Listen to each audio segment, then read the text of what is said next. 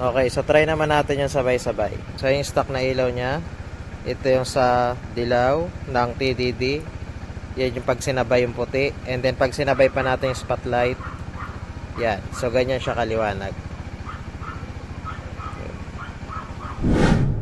Okay mga sir, so meron tayo ngayon ginawa na ADB 160. So ang ginawa natin dito, kinabitan natin ng DDD na Night Ranger.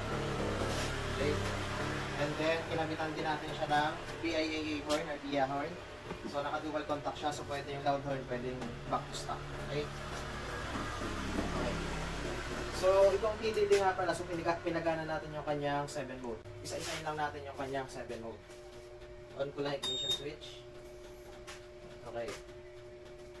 So yung first mode niya, dilaw. Yan.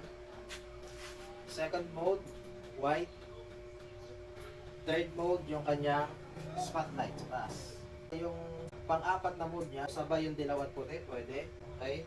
And then yung panlima, so pwedeng dilaw lang, tapos spotlight. And then yung pang-anim, puti naman, tapos yung spotlight. So parehas white. Yan. So yan yung pang-anim na mode niya. And then yung last mode niya, pang-pito is pwede sabay-sabay. Dilaw, puti, and then spotlight. Okay. So yun yung 7 mode ng TDD Night Ranger. Try naman natin siya sa labas. Papakita ko sa inyo yung mismong tama ng ilaw niya. So dito tayo sa labas, sa daan.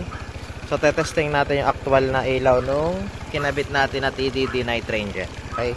So yan nga pala yung stock na ilaw niya. So buhay na ilaw niyan. Yung switch niya dito natin ilagay ng TDD. Okay. So yung dilaw, so itong una. Yan. So yan yung yellow. And then pag inon nyo, iilaw din yung kanyang halo switch. Tapos yung pangalawa, yan naman yung white. Yan. So pakita ko lang sa harap. So yan yung dilaw. Ito yung puti. And then ito yung itong pangatlo is yung kanyang spotlight. So yan. Yan yung pang-apat, yung spotlight. So off natin. So yan yung stock na ilaw. Okay, so try naman natin yung sabay-sabay. So yung stock na ilaw niya, ito yung sa dilaw ng TDD. Yan yung pag sinabay yung puti. And then pag sinabay pa natin yung spotlight, yan. So ganyan siya kaliwanag. Okay, so testing naman natin yung kanyang dual contact port. So yung switch nito nilagay natin dito sa ilalim ng ang kanyang bulsa dito sa side para nakatago siya. So pag naka-off yung switch, so stock horn lang. And then pag naka-on, so yung loud horn na yung gagana.